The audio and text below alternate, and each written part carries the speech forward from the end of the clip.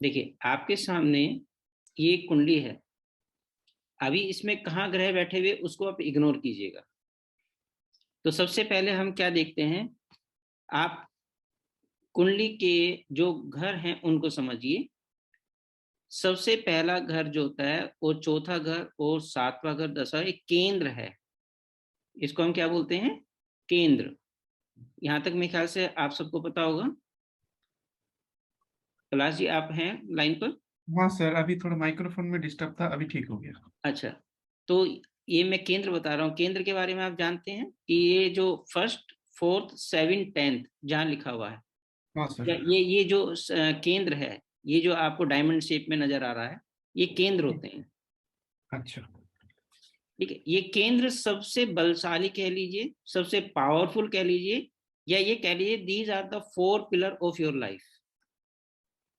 Okay. हमें अगर अपनी स्टेबिलिटी देखनी है, हमें अगर कुंडली का ये बेस देखना है कि क्या इसकी लाइफ कितनी स्मूथ जाएगी या कितने स्ट्रगल से भरी होगी, ये हमारा केंद्र हमको बता देता है।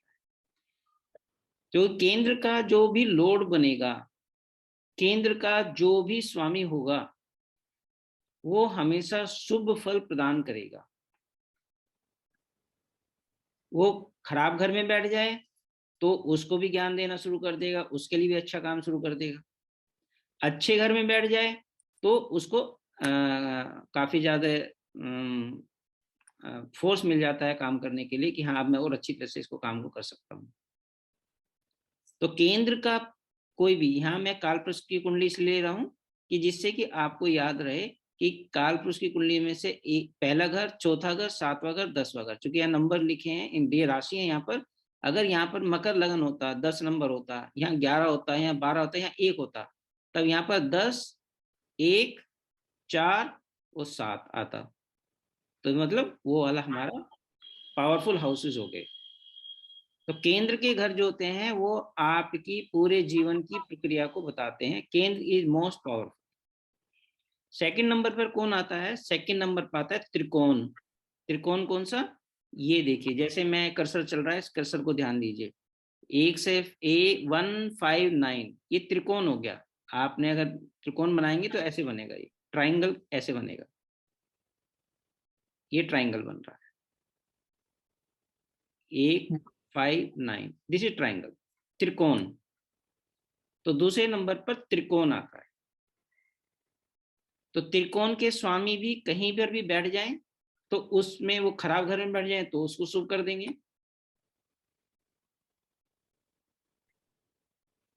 और अच्छे घर के साथ कंबाइन कर दें तो योग बना देंगे, जिसको हम राजयोग बोलते हैं।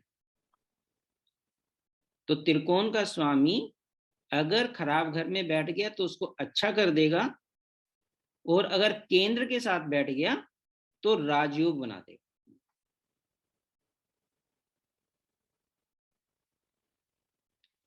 अब केंद्र में जो फर्स्ट हाउस है उसी को त्रिकोण भी कहा गया है और उसी को केंद्र भी कहा गया है। तो यानी कि आप देखोगे कि first house is most important house, जिसको केंद्र की भी संज्ञा मिल गई है और आपके त्रिकोण की भी।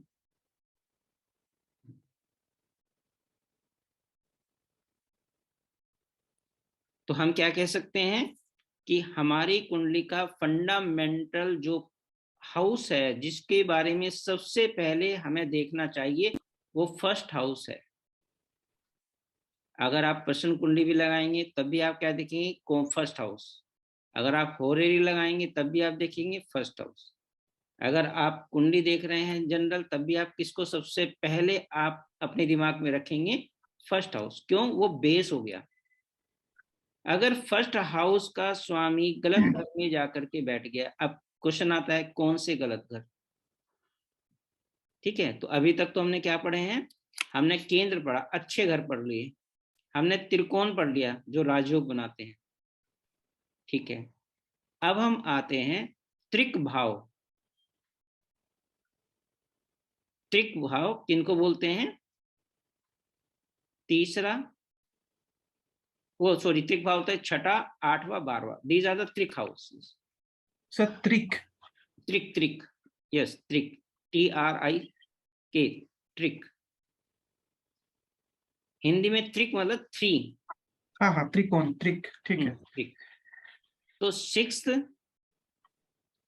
8 and 12 ये त्रिक भाव कहलाते हैं, जो कि अच्छे नहीं माने जाते।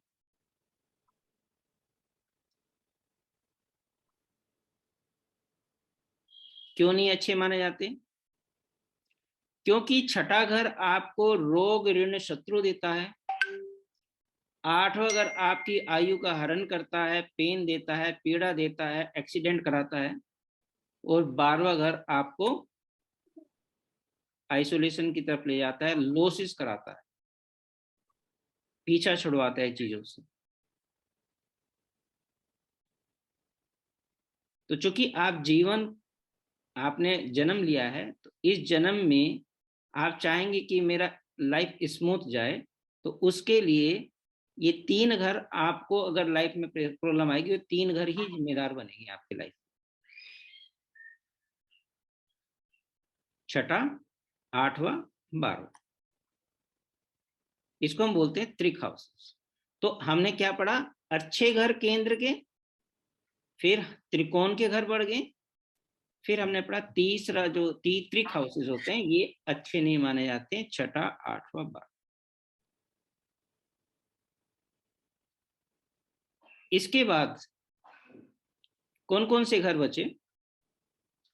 इसके बाद बच्चे आपके 3rd और 11th। सर 2 भी तो बचा। हाँ, वो भी उस पर ही आएंगे। अभी मैं 3rd और 11th को लेता हूँ। ठीक। ठीक है। 3rd और 11th के साथ छठा घर भी कहता है कि जैसा 3rd है वैसा ही 11th है, वैसा ही मैं भी हूं। तो इसको बोलते हैं त्रिषडाया। त्रिषडाया,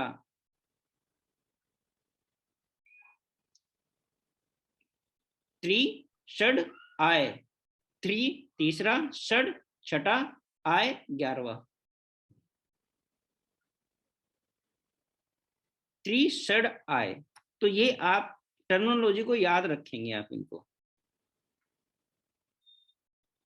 सबसे पहले केंद्र हुआ, फिर उसके बाद त्रिकोण हुआ, फिर इसके बाद त्रिक आया, त्रिक आने के बाद त्रिषडाया आया, और त्रिषडाया में एक घर कॉमन हो गया, छठा घर। तो त्रिक हाउस का जैसे मैंने बताया कि खराब हाउसेस क्यों हैं, क्योंकि ये आपको रोग, ऋण, शत्रु, एक्सीडेंट, आयु, लॉसेस, इन सब के कारक बनते हैं। अब त्रिषडाया क्या करते हैं? त्रिषडाया बेसिकली इस लाइफ में जुनून पैदा करते हैं। किस किस का जुनून करते हैं? या तो जुनून पैदा करेंगे या उस जुनून को खत्म करेंगे। 2 चीज का काम ये त्रिषडाया घर के स्वामी करते हैं। मुझे ये काम करना है, मेरे अंदर इस काम को करने का क्या जोश है, क्या मैं करूंगा, ये तीसरा घर आपको बताएगा। उसके एग्जीक्यूशन को करने की कैपेबिलिटी छठा घर बताएगा।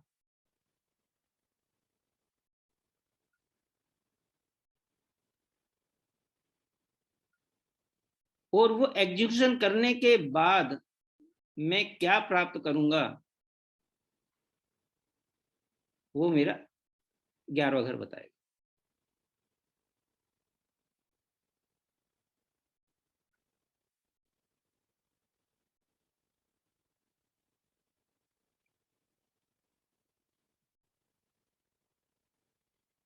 तो त्रिषडाया घर जो है,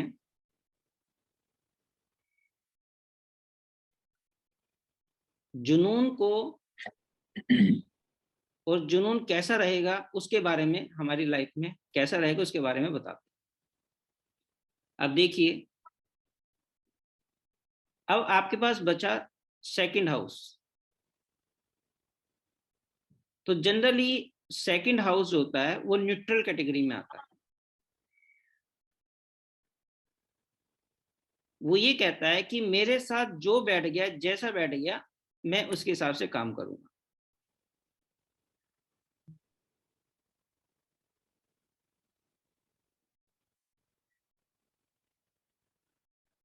तो इन घरों के बारे में आपने जाना। एक कैटेगरी और आती है जिसको कहते हैं मार्केस। सात होता है, अब बोले थे। हाँ, सेकंड एंड सेवेंथ मार्केस होता है।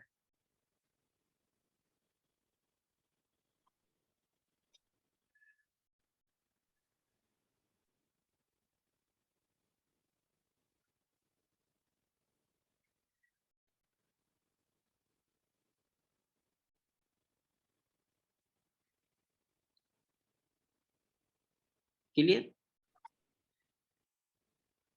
तो ये कैटेगरी आपको हमेशा याद रखनी है। अब क्यों याद रखनी है, इस लॉजिक पर आते हैं। अभी तक तो मैंने आपको बता दिया। सर 10th रह गया, 10th किस कैटेगरी में आएगा? 10th कैटेगरी वो मैंने बताया था आपको, नहीं, कि 10th केंद्र केंद्र केंद्र में। अच्छा, केंद्र केंद्र में शुभ प्लेन, शुभ घरों में आ गया। ठीक है, अब हम एक एक करके पहले घरों की बात करते हैं। जैसे मैंने बोला है कि केंद्र का स्वामी, केंद्र का स्वामी सबसे अच्छा फल देता है, मगर उसमें एक्सेप्शन क्या आ गया, सातवां घर मार्केस भी बन गया। मतलब केंद्र का सातवां घर, ठीक है। जैसे यहाँ की इस अगर आप चार्ट में देखेंगे तो यहाँ फर्स्ट हाउस आ गया, सेकंड हाउस आ गया, फोर्थ हाउस आ गया, सेवेंथ आ गया। तो ये सेवेंथ केंद्र का होने के कारण से बहुत शुभ हो गया। किस कारण से शुभ हो गया भाई? आपके पार्टनर के लिए, बिजनेस के लिए, यूनियन के लिए, आप किस डायरेक्शन में आगे बढ़ना चाहते हैं, उन सब के लिए ये घर शुभ हो गया। परंतु साथ ही में इसी को पराशर ऋषि जी ने मार्केस की संज्ञा भी दे दी कि ये आपके लिए प्रॉब्लम भी क्रिएट करेगा। कहां पर? हेल्थ वाइज, आपकी बॉडी वाइज। जैसे मैंने बताया था कि ये आपका लगन जो होता है, पहला घर जो होता है, ये आप हैं, और इसके जस्ट अपोजिट में आपका सेवेंथ हाउस आता है। तो ये सेवेंथ हाउस होता है आपका मार्केस। तो केंद्र के बारे में हम थोड़ा सा और डिस्कस करते हैं। अब सपोज जैसे मैं इसी कुंडली को ले लेते हैं फॉर एग्जाम्पल के लिए, या ये कुंडली तो मैं अभी कालपुरुष की कुंडली के हिसाब से ही लूंगा। अभी मैं तुलिका जी आपका, क्योंकि अभी आपकी कुंडली नहीं हुई है अभी तक, आपकी कुंडली ले लेता हूँ।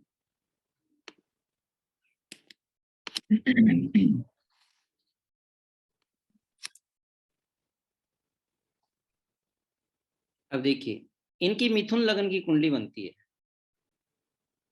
अब हम केंद्र की बात कर रहे हैं, तो केंद्र में इनके पहले घर का स्वामी, चौथे घर का स्वामी कौन बनता है? बुध बनता है, मरकरी बनता है, और केंद्र में ही विराजमान है।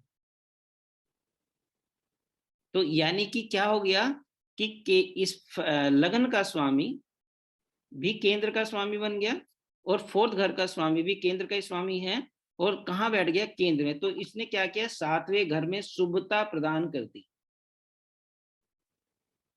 अच्छा, वो कोई भी घर पे बैठ सकता है केंद्र के चारों में?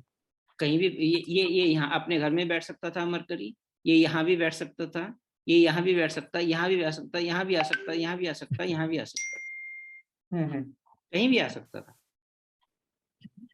अब लेकिन 1, 4, 7 और 10 इसके अंदर अगर बैठता तो शुभ माना जाएगा नहीं, कहीं कहीं भी पे? कुंडली में हम्म। केंद्र का स्वामी कहीं ओके। भी बैठ जाए, उस घर में शुभता प्रदान कर देता है। Okay sir.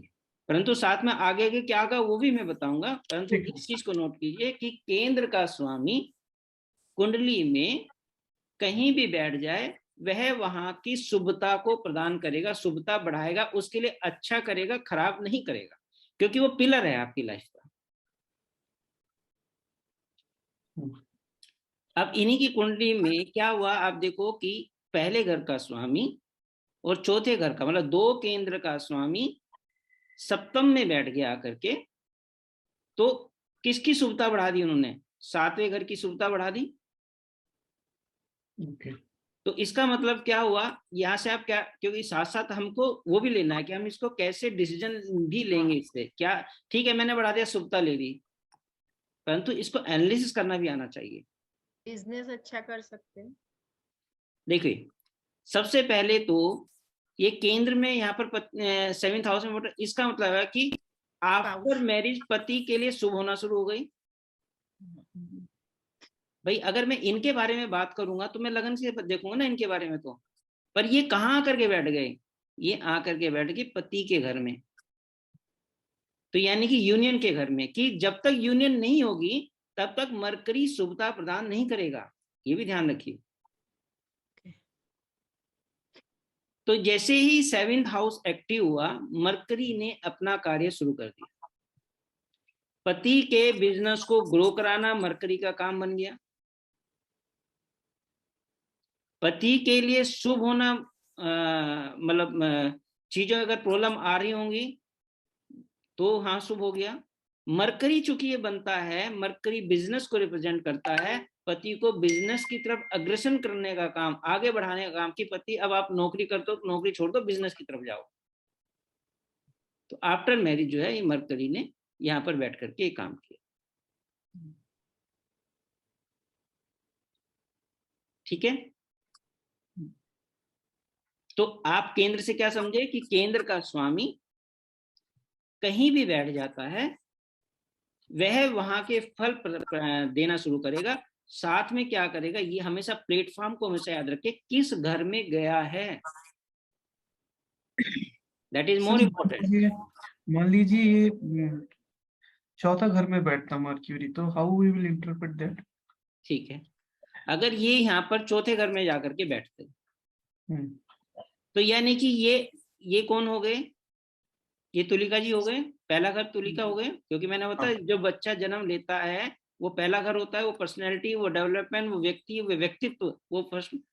तो उस व्यक्ति को चौथे घर से रिलेटेड सारी चीजें मिलना, उन्होंने चौथे घर में शुभता प्रदान कर दी। तो चौथा घर किसका होता है, चौथा घर होता है माता का, मदरलैंड, गाड़ी का, यस, प्रॉपर्टी का, व्हीकल का। तो यानी कि इन्होंने इनमें शुभता प्रदान करती है। अब ये सारी चीजें इनके जीवन में आएंगी। ओके। गाड़ी के लिए इन्हें कोई दिक्कत नहीं होनी चाहिए, ठीक है। व्हीकल के लिए कोई, मतलब बंगले के लिए या मकान के लिए, इन सब के लिए किसी तरह की कोई प्रॉब्लम नहीं आएगी, क्योंकि ये चीजों में इन्होंने इसमें शुभता प्रदान कर दी। वो प्लेनेट राक्षस प्रवृत्ति का हो, वो प्लेनेट देव प्रवृत्ति का हो, जो मैंने आपको बताया, उससे कोई मतलब नहीं है। वो केंद्र का स्वामी बन गया, उसमें शुभता आ गई।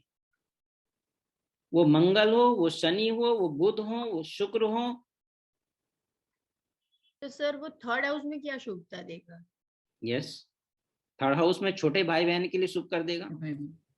अगर है ही नहीं छोटे भाई तो नहीं, मैं अभी एक एक करके आता हूँ। हाँ, थर्ड हाउस के लिए शुभता कर दी उसने।